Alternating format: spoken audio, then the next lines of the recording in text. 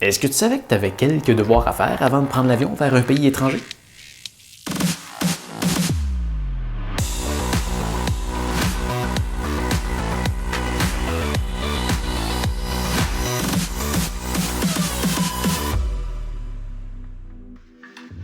Salut! Moi c'est Pascal et bienvenue à cette 9e capsule de formation pour t'aider lors de ton prochain voyage. En fait, cette capsule t'aidera avant ton prochain voyage. Parce qu'avant de partir à l'aventure dans un pays étranger, il faut s'informer sur quelques trucs et en préparer d'autres. D'ici la fin de la capsule, on va voir ensemble une liste bien définie de tout ce que tu dois penser avant de partir pour éviter des mauvaises surprises. On commence dès maintenant avec la première étape, choisir sa destination. Ça a l'air stupide peut-être, mais c'est la première information qu'on a besoin de savoir avant de se lancer dans les recherches. Alors, ouvre-toi une page de Google Maps, recule le plus loin possible pour voir toute la carte et choisis-toi un endroit à visiter. Ça y est, t'as trouvé? Super! Maintenant, il faut savoir si tu as le droit d'y aller. Chose certaine, pour t'y rendre, tu vas avoir besoin d'un passeport. Un passeport, c'est en quelque sorte une clé pour accéder à d'autres pays. Le gouvernement de ton pays a développé des ententes avec d'autres pays pour te laisser entrer grâce à cette clé. Alors ce n'est pas parce que tu as un passeport que tu peux forcément entrer directement dans le pays que tu veux visiter. S'il n'y a pas d'entente avec ton pays, tu devras demander la permission pour entrer. C'est ce que l'on appelle une demande de visa. Pour vérifier tout ça, je me réfère à passeportindex.org. En arrivant sur le site, tu verras tous les passeports du monde. Si tu n'arrives pas à retrouver le tien parmi tout ça, tu peux le chercher en tapant le nom de ton pays dans cette section. Une fois que tu l'as trouvé, appuie dessus. Le Visa Free Score que tu vois en bas, c'est le nombre de pays que tu peux visiter sans faire de demande de permission préalablement à ton arrivée au pays. En appuyant dessus, tu verras tous les pays du monde avec leurs conditions. En vert, ce sont les pays que tu peux entrer librement en présentant tout simplement ton passeport. Ton entrée est déjà préautorisée. À moins que tu essaies d'entrer avec 100 000 $, une arme de pointe, 8 passeports et de la cocaïne. Là, ça se peut que ça se passe moins bien. En bleu, ce sont les pays que tu peux te rendre sans avertir à l'avance, mais tu devras faire une demande de visa à ton arrivée. En jaune, ETA, pour Electronic Travel Authorization. Tu dois inscrire ton passeport avec le pays que tu souhaites visiter avant d'arriver par le biais d'une plateforme web. En rouge, c'est une demande de visa complète que tu dois faire avec le pays avant même d'arriver. Fais attention, si ton vol fait des transits par certains pays, il est possible que tu doives te conformer à leurs normes, même si tu ne fais qu'un transfert. Si tu es curieux, tu peux jeter un œil dans la section Rank pour voir les passeports les plus puissants du monde. Ici, on peut voir que Singapour obtient le premier rang avec 164 pays pouvant être visités sans visa préalable. Jusqu'au plus faible, l'Afghanistan, avec seulement 25 pays. À l'envers, on peut voir la charte des pays les plus accueillants sans visa. Pour encore plus de détails, j'aime aussi visiter Wikipédia, qui dresse une très belle liste bien garnie pour chaque pays. Par exemple, ici, on peut voir le nombre de jours consécutifs que l'on peut rester dans le pays ou dans la zone en question. À droite, on peut aussi voir certaines subtilités spécifiques à certains pays. Bien sûr, je te laisse dans la description les liens pour aller visiter les pages Wikipédia si tu es Canadien, Français, Belge, Suisse ou États-Unien. Avant de passer au point suivant, assure-toi que la date d'expiration de ton passeport est au moins 6 mois plus tard que la date que tu prévois revenir du pays que tu visites. Certains douaniers pourraient t'empêcher d'entrer au pays si la date d'expiration de ton passeport est trop proche. Ensuite, certains pays pourraient exiger une vaccination contre certaines maladies avant de les visiter. Que tu sois pour ou contre les vaccins, dans certains cas, il ne s'agit pas seulement d'une recommandation pour ne pas contracter une maladie qui court dans le pays que tu vas visiter. Le pays peut exiger que tu sois vacciné contre une maladie pour éviter de la propager dans leur pays. Malheureusement, je n'ai pas trouvé de site web aussi bien détaillé que les précédents concernant la vaccination. Je te laisse quand même un document PDF avec une description des exigences de tous les pays, ainsi qu'un lien vers le site du gouvernement du Canada qui explique quand même assez bien plusieurs formalités. Ensuite, tu veux probablement te faire une bonne idée du coût de la vie du pays que tu vas visiter. Pour ça, Numbeo peut t'en donner une très bonne idée grâce à cette carte. Par exemple, on peut voir que les Bermudes et la Suisse sont les pays les plus chers du monde. Pour les avoir visités, je peux confirmer, le coût de la vie est effectivement très élevé. Je n'ai aucune idée à quoi les chiffres sont accordés, mais il est probablement juste de dire que le coût de la vie aux Bermudes est 2 fois plus élevé qu'au Canada. Il est aussi possible de classer l'index, par le coût de l'épicerie ou des restaurants. Ou tu peux faire une recherche à l'envers pour trouver une destination dans laquelle tu ne te ruineras pas. Premier restaurant. Je comprends rien de ce qu'il y a sur le menu parce qu'il est tout en allemand.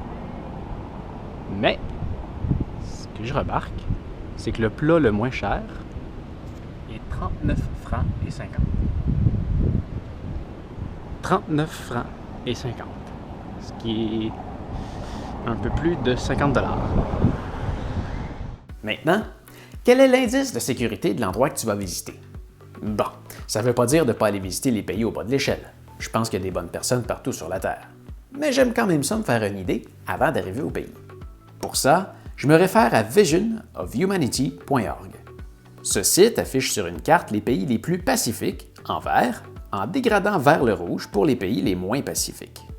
La note est attribuée en faisant une moyenne de plusieurs points illustrés sur la droite que l'on peut aussi consulter individuellement, tels que le taux d'homicide, d'incarcération, l'accès aux armes, l'intensité des conflits internes, les crimes violents, l'instabilité politique, l'impact du terrorisme, et j'en passe.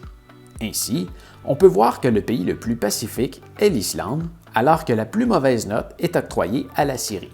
En appuyant sur le pays, on peut consulter tous les facteurs qui influencent la note du pays. Ensuite vient le temps de déterminer la période de l'année à laquelle tu vas aller visiter le pays. Tu voudrais quand même pas y aller dans la période où il tombe le plus de pluie ou la période la moins ensoleillée.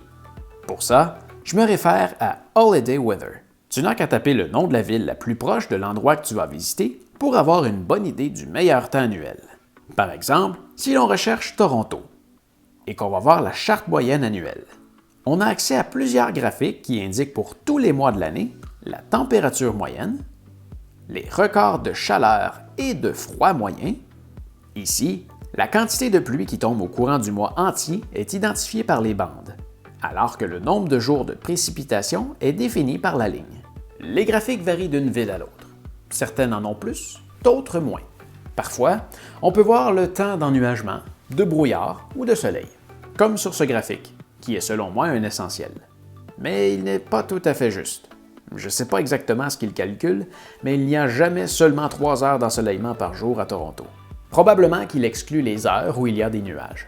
Alors mon site favori pour consulter les heures d'ensoleillement est timeanddate.com. Ce site est juste énorme. Tout ce qui a trait à l'heure et à la date partout autour du globe est sur ce site. Je ne parlerai pas de tout ce que ce site peut faire, il y a assez de contenu pour faire une capsule au complet. L'option qui nous intéresse est juste ici, le Sun Calculator. Ensuite, on tape le nom de l'endroit que l'on veut visiter.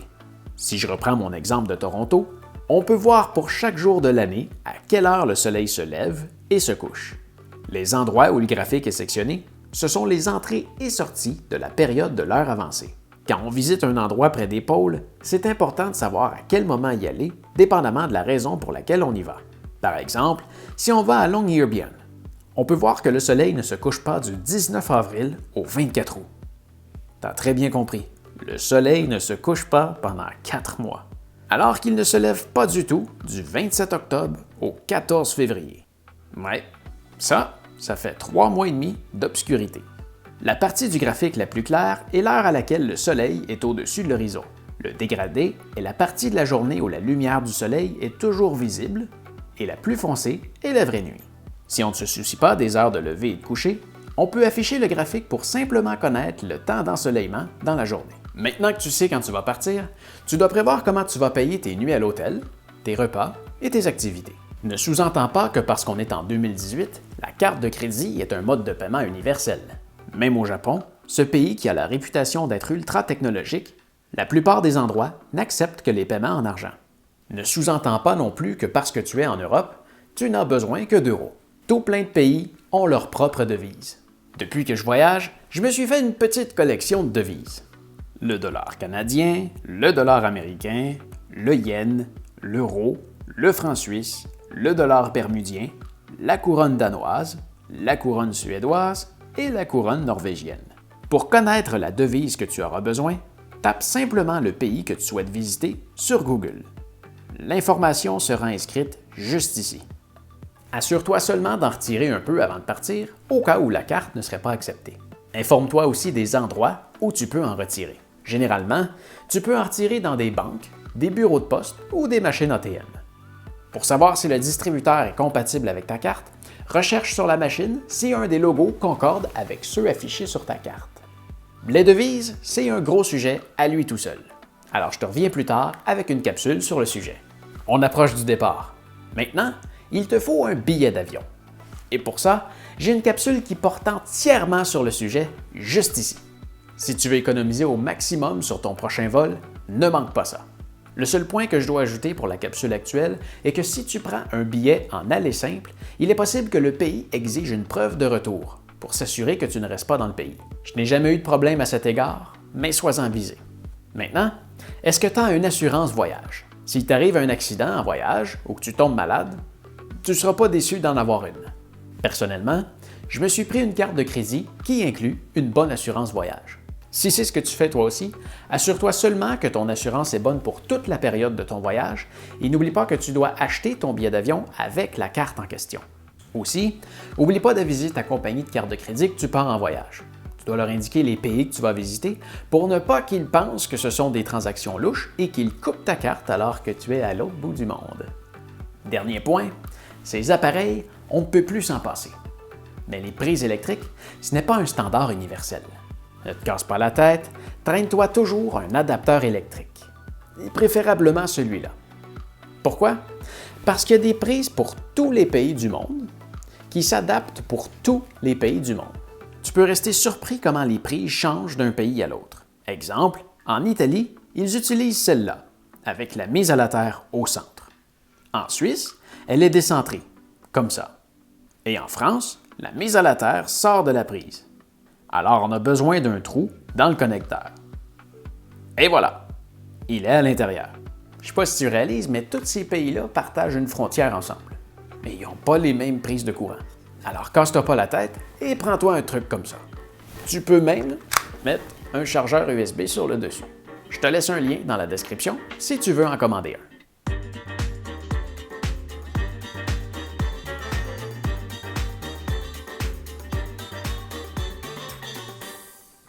Et voilà, je crois qu'on a fait le tour pour aujourd'hui.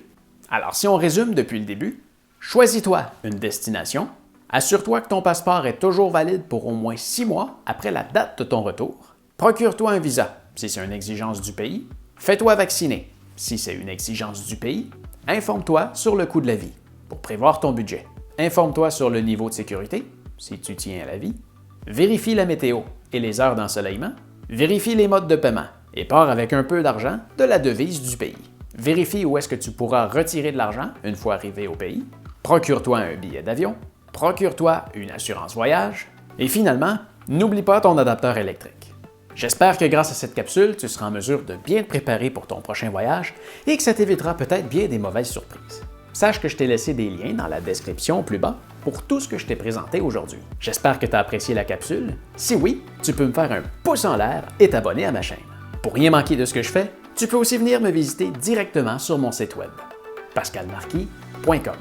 Si tu as des questions ou des commentaires, n'hésite pas à m'écrire dans la boîte juste en dessous de la vidéo. Gêne-toi surtout pas, c'est fait juste pour ça. Merci de m'avoir écouté et on se revoit la semaine prochaine. On va voir comment on prépare un vélo pour un grand voyage. Salut!